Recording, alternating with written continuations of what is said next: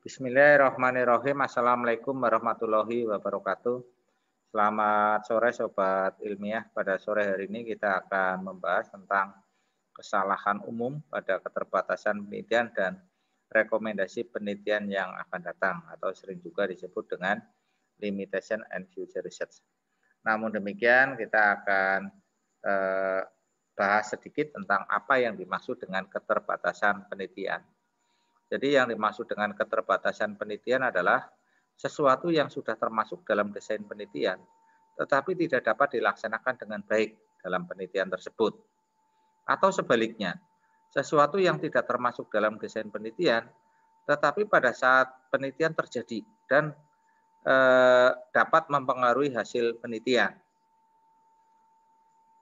Nah, seringkali kesalahan yang sering terjadi pada peneliti untuk menuliskan keterbatasan penelitian adalah yang pertama, peneliti menuliskan keterbatasan waktu, keterbatasan biaya, keterbatasan lokasi, keterbatasan variabel yang diteliti, keterbatasan ukuran sampel, keterbatasan alat analisis yang sebenarnya sudah termasuk dalam desain penelitian.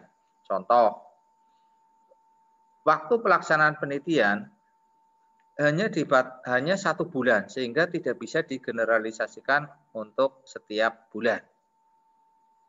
Lokasi penelitian hanya dilakukan di Kota Purwokerto, sehingga tidak bisa untuk menggambarkan hasil di daerah lain.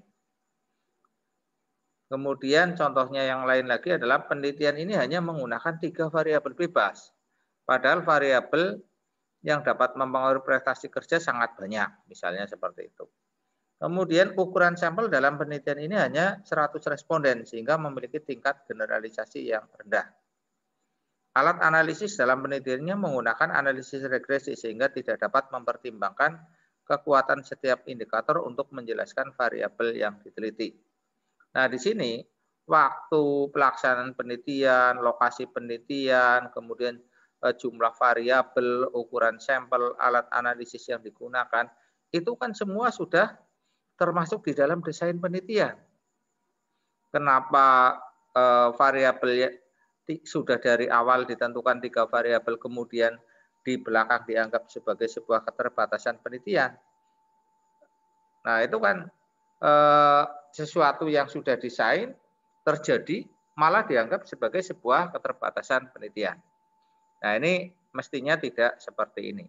Sesuatu yang sudah termasuk di dalam desain penelitian kemudian dilaksanakan dan dapat dilaksanakan, maka itu bukan merupakan sebuah keterbatasan penelitian. Kemudian kesalahan yang kedua, seringkali hasil penelitian dijadikan sebagai sebuah keterbatasan penelitian.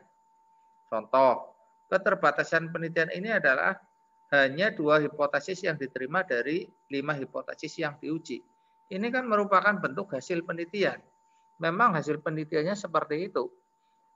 Hanya 2 hipotesis yang diterima itu bukan merupakan bentuk dari keterbatasan penelitian. Si peneliti tinggal menjelaskan berdasarkan analisis logis mengapa 2 hipotesis itu ditolak, bukan merupakan sebuah keterbatasan penelitian. Kemudian yang berikutnya, yang ketiga, uji ketepatan model dijadikan sebagai keterbatasan penelitian. Contohnya, keterbatasan penelitian ini adalah model penelitian tidak masuk kategori good of fit karena F hitung lebih kecil dibandingkan dengan F tabel. Tidak bisa masuk kriteria good of fit itu bukan merupakan sebuah keterbatasan penelitian. Itu memang sebuah hasil penelitian. Hasil penelitiannya memang seperti itu sebagai dengan menyampaikan good of fit yang tidak terpenuhi digunakan untuk kehati-hatian di dalam menarik simpulannya. Kemudian yang berikutnya, kesalahan umum yang berkaitan dengan rekomendasi penelitian yang akan datang.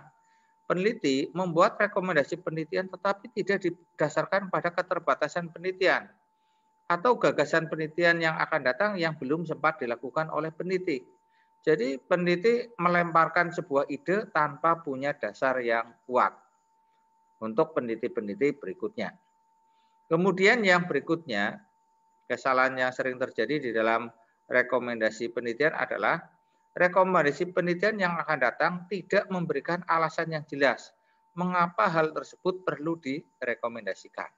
Ini seperti ibaratnya melempar batu sembunyi tangan.